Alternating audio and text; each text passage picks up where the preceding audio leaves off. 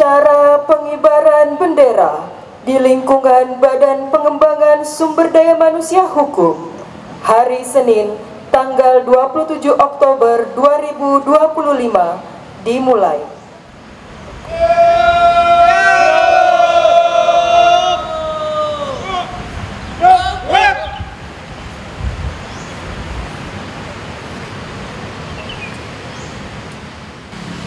Rakyat, istirahat.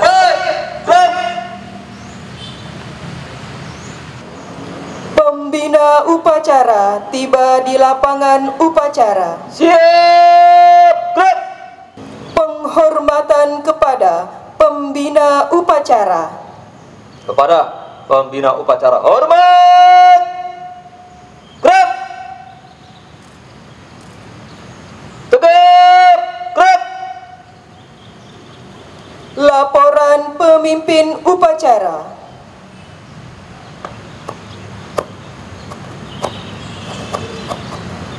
Lapor upacara bendera hari Senin tanggal 27 Oktober 2025. Laksanakan. Pengibaran bendera merah putih diiringi lagu kebangsaan Indonesia Raya.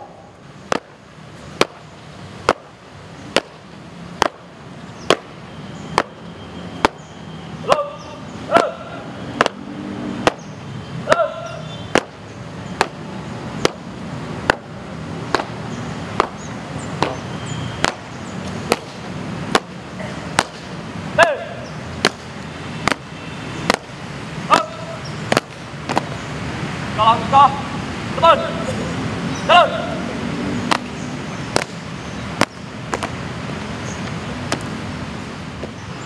John. Ya, siap. Kepada bendera merah putih, hormat. Gerak.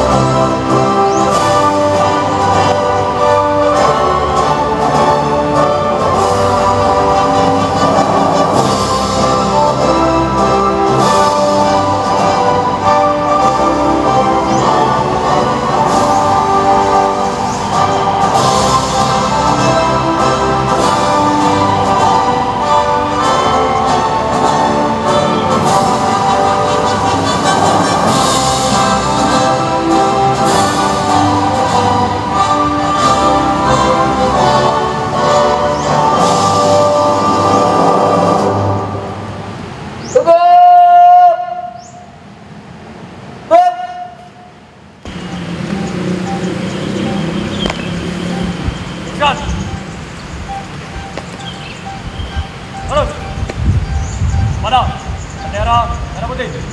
Tempat, out. Kak, out. Balik kanan, langkah, kap, maju. Jalan. Lock, hit. Turn.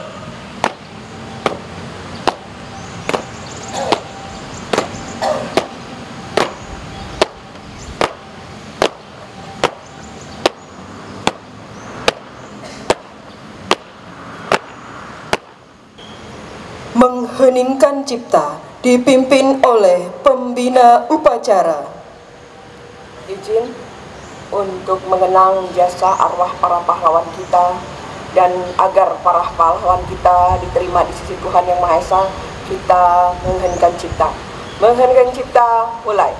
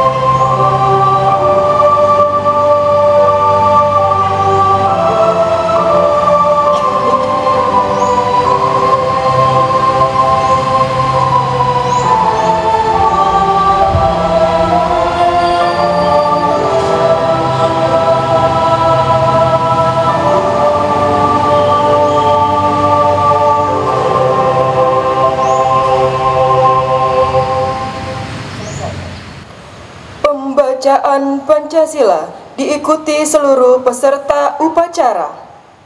Pancasila. Satu. Ketuhanan Yang Maha Esa. Dua. Kemanusiaan yang adil dan beradab. Tiga. Persatuan Indonesia. Empat. Kerakyatan yang dipimpin oleh hikmah kebijaksanaan dalam permusyawaratan perwakilan. 5. Keadilan sosial bagi seluruh rakyat Indonesia.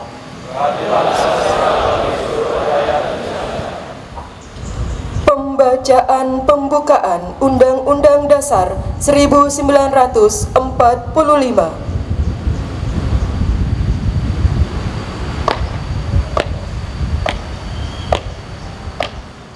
Lapor pembacaan teks pembukaan Undang-Undang Dasar Negara Republik Indonesia tahun 1945. Siap? Laksanakan. Laksanakan. Undang-Undang Dasar Negara Republik Indonesia tahun 1945. Pembukaan bahwa sesungguhnya kemerdekaan itu ialah hak segala bangsa, dan oleh sebab itu maka penjajahan di atas dunia harus dihapuskan karena tidak sesuai dengan peri kemanusiaan dan peri keadilan. Dan perjuangan pergerakan kemerdekaan Indonesia telah sampailah kepada saat yang berbahagia dengan selamat sentausa mengantarkan rakyat Indonesia ke depan pintu gerbang kemerdekaan negara Indonesia yang merdeka, bersatu, berdaulat, adil dan makmur. Atas berkat rahmat Allah yang Maha Kuasa dan dengan didorongkan oleh keinginan luhur supaya berkehidupan kebangsaan yang bebas, maka rakyat Indonesia menyatakan dengan ini kemerdekaannya. Kemudian daripada itu, untuk membentuk suatu pemerintah negara Indonesia yang melindungi segenap bangsa Indonesia dan seluruh tumpah darah Indonesia, dan untuk memajukan kesejahteraan umum, mencerdaskan kehidupan bangsa, dan ikut melaksanakan ketertiban dunia yang berdasarkan kemerdekaan, perdamaian abadi, dan keadilan sosial. Maka disusunlah kemerdekaan kebangsaan Indonesia itu dalam suatu Undang-Undang Dasar Negara Indonesia yang terbentuk dalam suatu susunan negara Republik Indonesia yang berkedaulatan rakyat dengan berdasar kepada ketuhanan yang Maha Esa, kemanusiaan yang adil dan beradab, persatuan Indonesia, dan kerakyatan yang dipimpin oleh hikmat kebijaksanaan dalam permusyawaratan perwakilan, serta dengan mewujudkan suatu keadilan sosial bagi seluruh rakyat Indonesia.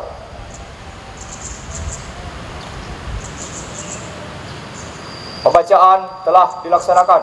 Laporan selesai. Terima kasih. Kembali ke tempat. Kembali ke tempat.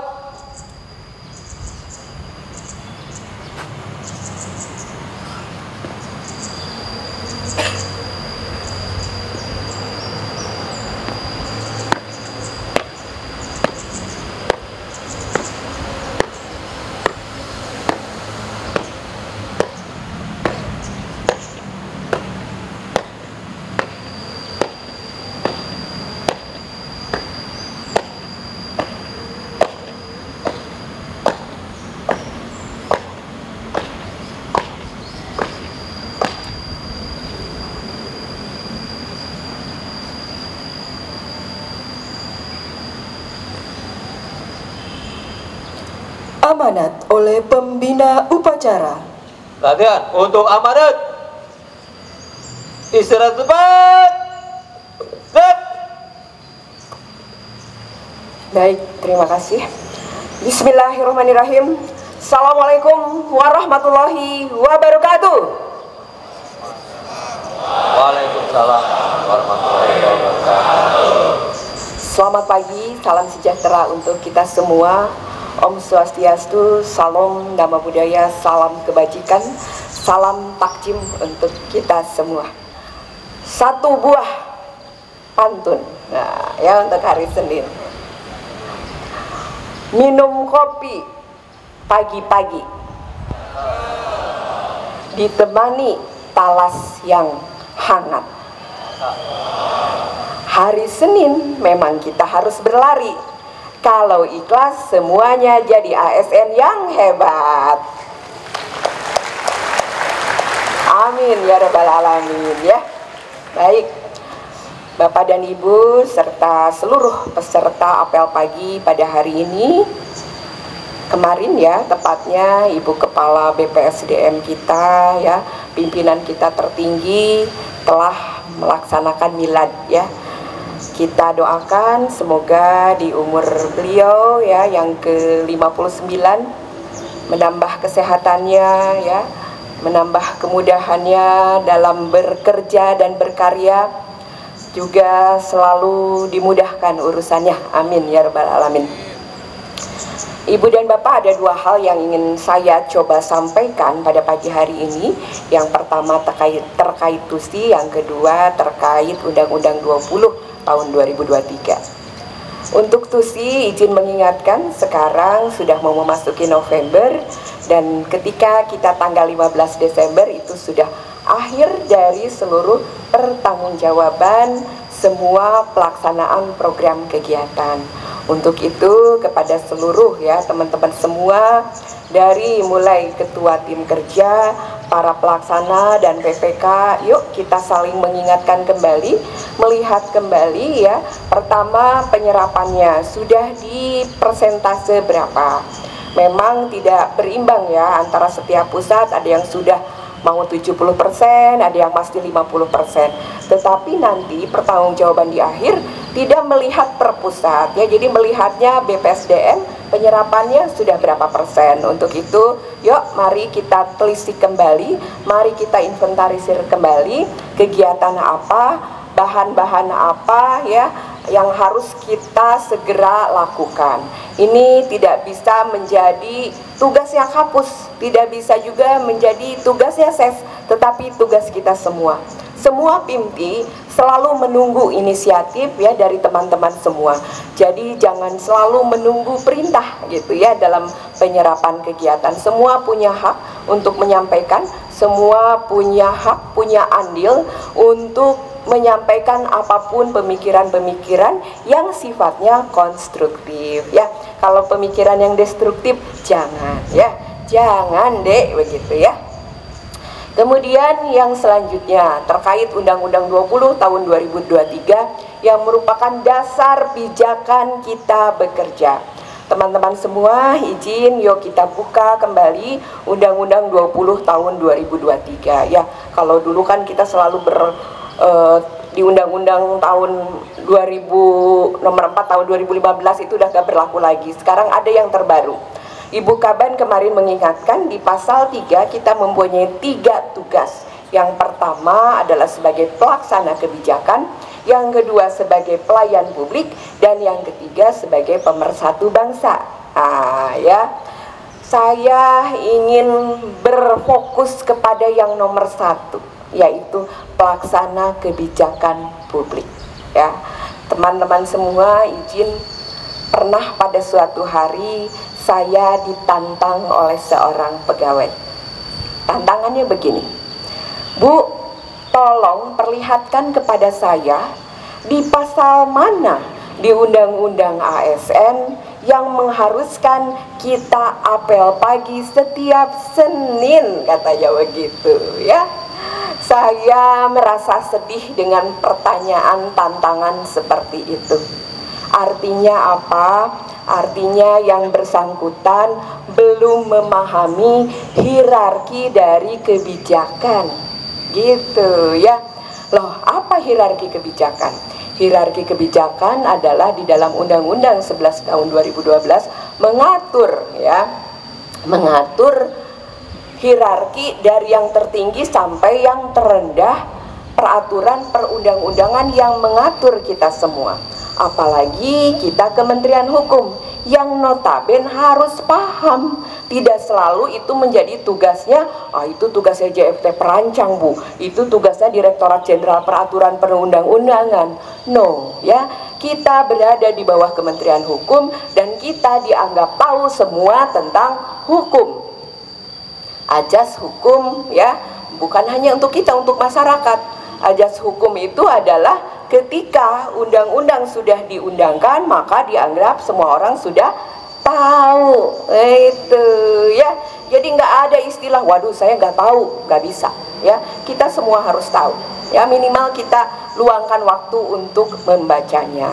Kembali lagi ke tantangan tadi seorang pegawai yang menanyakan itu kepada saya. Ya, jadi teman-teman semua, bahwa undang-undang yang tertinggi adalah Undang-Undang Dasar 1945. Turun hierarkinya ya, kemudian mengkerucut kepada undang-undang yang mengatur sesuai di bidangnya eksekutif masing-masing. Misalnya Undang-Undang ASN 20 2023 mengatur kita semua. Kemudian turun lagi dari Undang-Undang ASN, keluarlah Perpres, keluarlah peraturan pemerintah, keluarlah Permen, keluarlah surat edaran-edaran. Apakah, pertanyaannya, nota dinas yang di-share di grup itu juga termasuk kebijakan? Tentu saja. Bahkan WA, misalnya Pases WA atau Kabid Kepegawaian ya, siapa? Pak Kabid Kepegawaian WA misalnya ya, bahwa besok akan apel pagi, apakah itu sah? Tentu saja sah, karena WA juga termasuk punya kekuatan hukum. Buktinya apa? Ketika kita menyampaikan WA gitu ya, sesuatu hal yang sifatnya tidak menyenangkan itu bisa digugat dengan Undang-Undang ITE gitu ya. Jadi semua apapun ya yang kita lakukan di WA itu punya kekuatan hukum. Jadi mudah-mudahan pertanyaan dari pegawai ya yang menyatakan sebutkan pasal di undang-undang, kan di situ disebutkan kita adalah pelaksana kebijakan publik begitu ya. Mudah-mudahan terjawab tuh ya yang menanyakan seperti itu. Pertanyaan itu ada di mana? Bukan di sini. Tenang ya. Di sini sih udah pada paham hukum semua, paham hierarki hukum. Baik. Kemudian ya, ketika kita melaksanakan kebijakan publik ya, ketika kita melaksanakan kebijakan publik, kita harus tahu rencana negara ini seperti apa. Ya, kita punya RPJMN yang berakhir di tahun 2025, tetapi jangan lupa kita punya RPJPN, Rencana Pembangunan Jangka Panjang Nasional, yang tertuang di dalam Undang-Undang Nomor 24 Tahun 2024. Apa sih intinya dari RPJPN itu? Ya, RPJPN itu saya coba merangkum ada 4 hal. Di situ ada transformasi sosial, ada transformasi yang sifatnya ekonomi, ada transformasi yang sifatnya tata kelola, dan ada transformasi yang sifatnya global. Ya, kita sering mendengar Indonesia emas, Indonesia emas. Sebenarnya apa dan siapa? Ya, yang diinginkan oleh negara yang salah satu pencetus Indonesia emas adalah Bapak Presiden SBY yang menyatakan 4 hal itu. Ya, ketika kita transformasi sosial, SDM yang unggul, yang berkelas dunia, kita BPSDM seharusnya gitu ya, dan seyogianya ya, kita harus lebih tinggi kemampuannya. Kenapa? Karena kita mempunyai fungsi untuk pengembangan, punya fungsi untuk pendidikan. Jadi kalau misalnya kita mengurus diri sendiri saja sudah tidak mampu, bagaimana mau mendidik orang lain? Bagaimana mau mengurus orang lain? Bagaimana untuk melayani masyarakat? Begitu ya. Jadi teman-teman semua, yuk kita semua bisa untuk bertransformasi sosial ya, menguatkan SDM dulu masing-masing supaya kita bisa memberikan penguatan SDM kepada yang lain, bisa menjadi contoh, bisa menjadi teladan. Bukan hanya Pimti yang harus jadi role model, tetapi teman-teman semua. Dari hal kecil, dari mulai tidak telat, dimulai dari disiplin ya, disiplin waktu ya. Ini apel nih hanya seminggu sekali loh. Ada nggak instansi yang apelnya pagi sore? Banyak ya. Kita ini udah diberikan keleluasaan apel hanya seminggu 1 kali. Manfaatnya apa?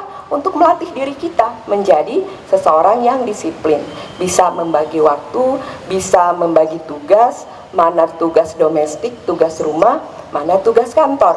Pernah ada yang bertanya, izin Ibu, sebenarnya kita itu harus mendahulukan kepentingan negara apa kepentingan pribadi ketika misalnya orang tua kita sakit, tidak ada yang mengantar ke kantor.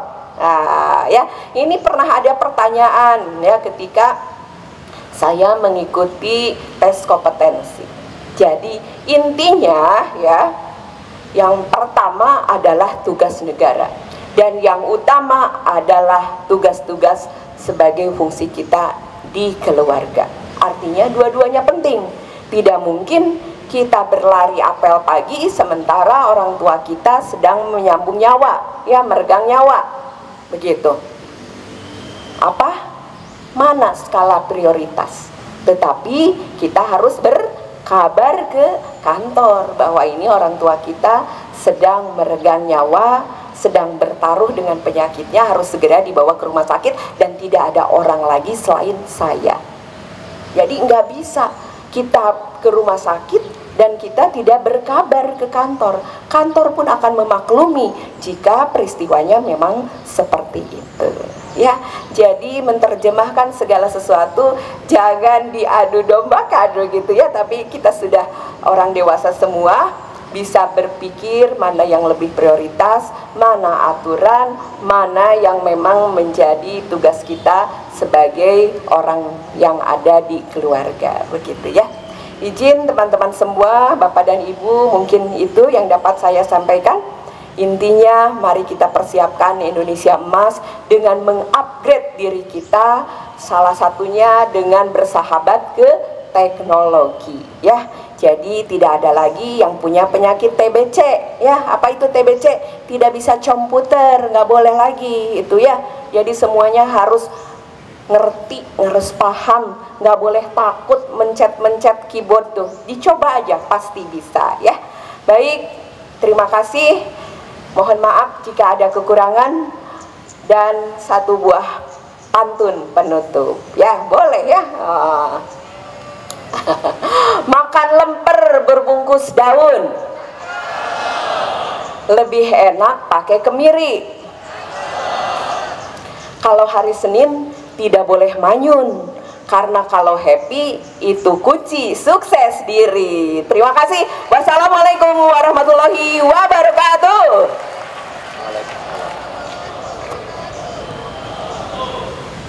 Siap, gerak.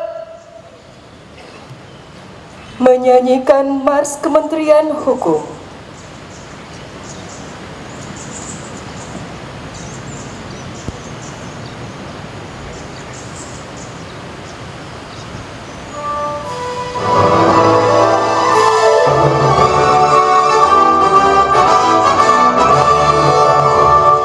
Satukan langkah, tingkatkan kinerja, wujudkan bangsa yang sejahtera, membangun hukum menjadi panglima, mewujudkan keadilan yang nyata, kembangkan diri, meraih prestasi, pelayanan prima, wujudkan segera mengabdi pada hidup pertiwi, bawakan semangat dan negara, kerja keras, kerja cerdas, kerja ikhlas, itu semua yang kita tak kenal lelah, tak kenal menyerah, itulah semangat kita.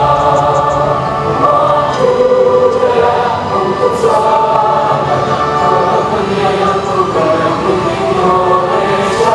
Maju jaya untuk selamat Indonesia yang seluas dunia. Maju jaya untuk selamat kepentingan Indonesia. Maju jaya untuk selamat Indonesia yang seluas dunia.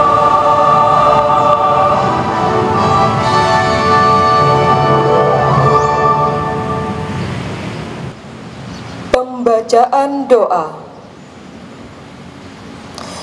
Astaghfirullahaladzim, astaghfirullahaladzim, astaghfirullahaladzim. Bismillahirrahmanirrahim. Alhamdulillahi rabbil alamin. Allahumma salli ala sayyidina Muhammad wa ala alihi sayyidina Muhammad. Ya Allah yang maha pengasih lagi maha penyayang, puji dan syukur kami panjatkan kehadirat-Mu, karena atas limpahan rahmat-Mu pada pagi ini kami dapat hadir dan berkumpul mengikuti upacara pengibaran bendera. Ya Allah yang maha bijaksana, berilah kami kesehatan, kekuatan, kesabaran, keikhlasan, dan kemudahan dalam melaksanakan tugas dan pekerjaan kami. Ya Allah yang maha mengetahui, kami mohon ya Allah, berikanlah kepada kami ilmu yang bermanfaat, dan berikanlah kami karunia untuk memahami dan mengamalkannya. Ya Allah yang maha menyatukan, satukanlah hati kami, padukanlah gerak langkah kami, tunjukilah kami jalan keselamatan dari kegelapan menuju cahaya. Ya Allah yang maha pengampun, ampunilah kami, rahmatilah kami, berkahilah kehidupan kami, terimalah amal ibadah kami, dan terimalah taubat kami. Rabbana atina fid dunya hasanah wa fil akhirati hasanah wa qina azabannar. Walhamdulillahi rabbil alamin. Laporan pemimpin upacara.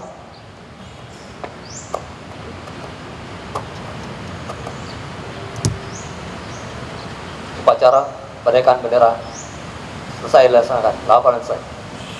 Terima kasih, bubarkan. Terima kasih, bubarkan.